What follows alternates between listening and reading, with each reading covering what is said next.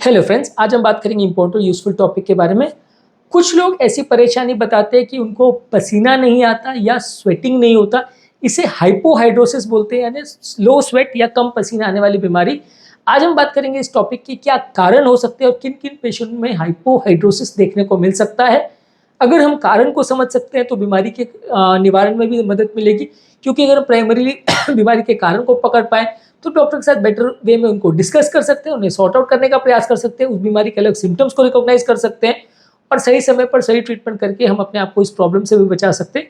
क्योंकि कुछ लोगों को लो स्वेटिंग होने का या बिल्कुल स्वेटिंग नहीं होने का प्रॉब्लम होता है। थोड़ा मोड़ा कम स्वेटिंग हो तो लोग उतना रिकॉग्नाइज नहीं करते, पर अगर किसी को बिल्कुल ही कम स्वेटिंग हो तो फिर वो महसूस करता है उसका डिफरेंस और वो कई बार डॉक्टर के पास साथ इस प्रॉब्लम को लेके जाता है, तो पता चलता है कि उसको हाइपोहाइड्रोसिस है। तो आज हम बात करेंगे उसके कारणों के बारे में।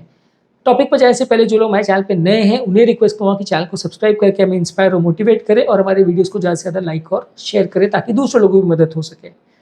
सबसे कॉमन कारण है कि कुछ लोगों में जेनेटिक प्रीडिस्पोजिशन होता है, कि उनकी फैमिली हिस्ट्री ऐसी होती है कि पेरेंट्स को भी वैसा प्रॉब्लम होता है और बच्चों को भी वैसा प्रॉब्लम होता है। आप पेशेंट से पूछोगे कि आपके पेरेंट्स या फैमिली में भी किसी को पसीना कम आता था, तो काफ़ी लोग इस तरह की हिस्ट्री देते हैं कि हाँ मेरे फादर को भी ऐसा था, उनको भी नहीं आता था, या मेरे ग्रैंडफादर को या मदर को भी था।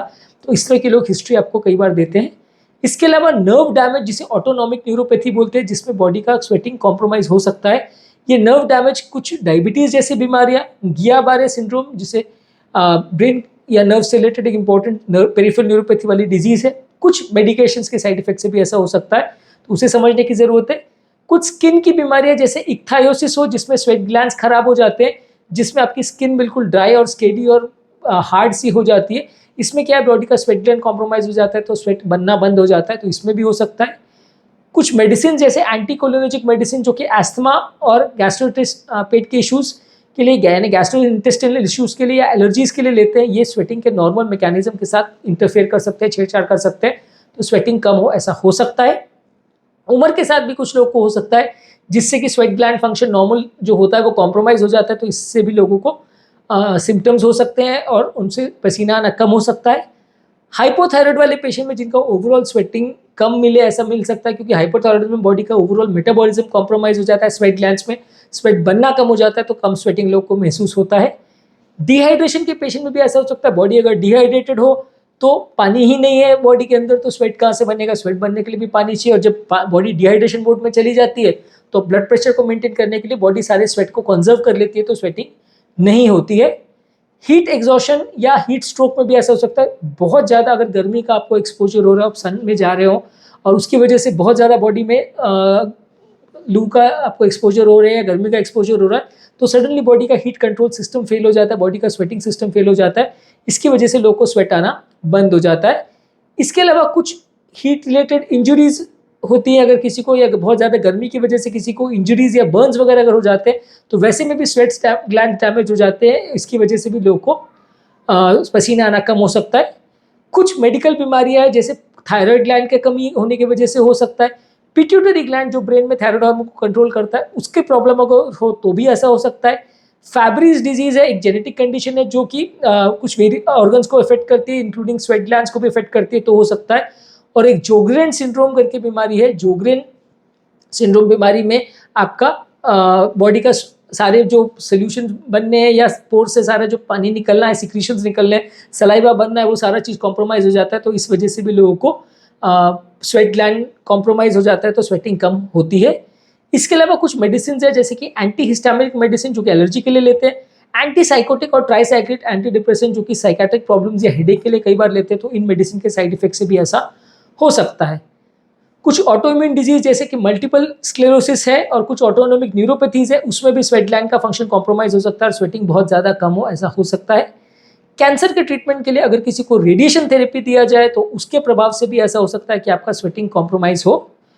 कुछ सर्जिकल थेरेपीज है, जैसे कि सर्जिकल सिंपैथेक्टमी करते हैं, जिसमें सिंपैथेटिक पाथवेज के फाइबर्स को कट कर दिया जाता है, या कुछ स्किन ग्राफ्टिंग वर्क करते हैं जहाँ पे स्वेट ग्लैंड्स नॉर्मली इनर्वेट नहीं करते हैं, तो वो एरिया में स्वेटिंग कम हो सकता है। जो एरिया का नर्व फाइबर डैमेज हो गया उसमें स्वेटिंग कम हो सकता है। इसी तरह से अगर कोई ट्रॉमा या इंजरी हो जाए तो भी इस तरह का हो सकता है, कोई एरिया में आपका बहुत ज़्यादा चोट लग जाए जिससे स्वेट ग्लैंड कॉम्प्रोमाइज हो जाए, स्वेट ग्लैंड का फंक्शनिंग कॉम्प्रोमाइज हो जाए, तो वैसे लोग को भी स्वेटिंग कम हो सकती है। लंबे समय तक अगर कोई बहुत हॉट और ड्राई क्लाइमेट में अगर रहता है तो वैसे लोगों का भी थोड़ा स्वेट प्रोडक्शन कॉम्प्रोमाइज हो जाता है। हॉट और ड्राई क्लाइमेट्स में, ट्रॉपिकल कंट्रीज में खासकर ऐसा हो सकता है, चाहे ह्यूमिडिटी कम हो तो वहाँ स्वेटिंग कॉम्प्रोमाइज हो सकता है। इसके अलावा कुछ विटामिन डेफिशिएंसी जैसे कि विटामिन सी और विटामिन ई की डेफिशिएंसी की वजह से स्वेटिंग कॉम्प्रोमाइज हो सकती है, और इस सारे डेफिशिएंसी वाले पेशेंट में आप देख सकते हैं कि स्वेटिंग थोड़ा सा आपको कम मिल सकता है। तो आज के टॉपिक में हमने बात करी कुछ कॉमन बीमारियों में जिसमें स्वेटिंग लोगों को कम मिल सकता है।